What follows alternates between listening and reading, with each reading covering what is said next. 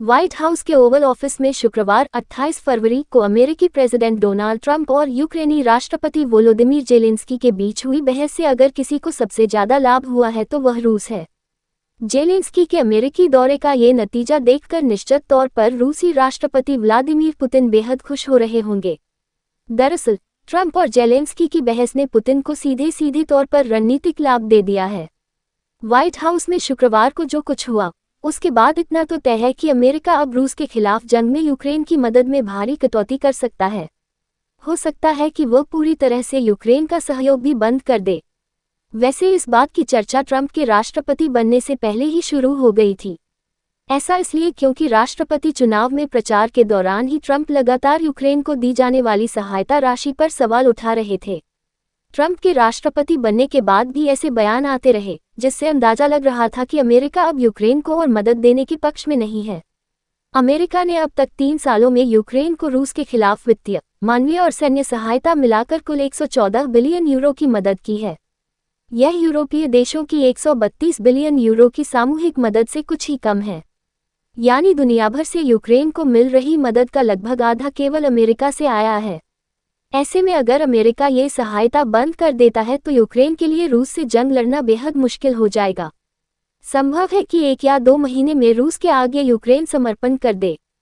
फरवरी में रूस द्वारा यूक्रेन के खिलाफ जंग छेड़ने के 3 साल पूरे होने पर जब संयुक्त राष्ट्र में रूस के खिलाफ प्रस्ताव लाया गया तो अमेरिका के रवैये ने सभी को हैरान कर दिया। यूएन में पेश हुए प्रस्ताव में रूस से यूक्रेन से अपनी सेना वापस बुलाने, युद्ध अपराधों के लिए जवाबदेह ठहराए जाने और अपने आक्रमण से हुई तबाही की जिम्मेदारी स्वीकार करने का आह्वान किया गया था, लेकिन अमेरिका इन प्रस्ताव से सहमत नजर नहीं आया।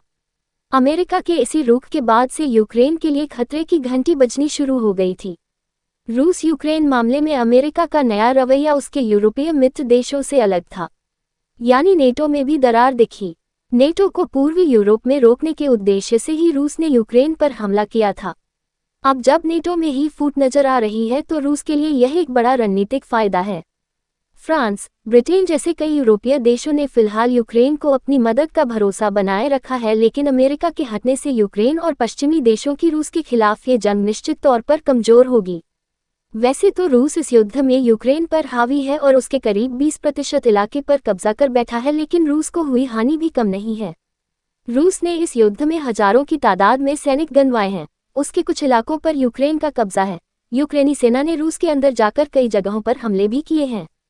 3 साल के इस युद्ध में कई बार तो ऐसा भी लगा कि रूस ने इस युद्ध को शुरू कर अपने पैर पर कुल्हाड़ी मारी है। यूक्रेन ये सब इसलिए कर पाया क्योंकि उसे यूरोपीय देशों और अमेरिका का सहयोग लगातार मिल रहा था। अब जब परिस्थिति पूरी तरह से बदल गई है तो यूक्रेन हाशिए पर खड़ा दिखाई दे रहा है और इसका सीधा फायदा रूस को मिलते नजर आ रहा है।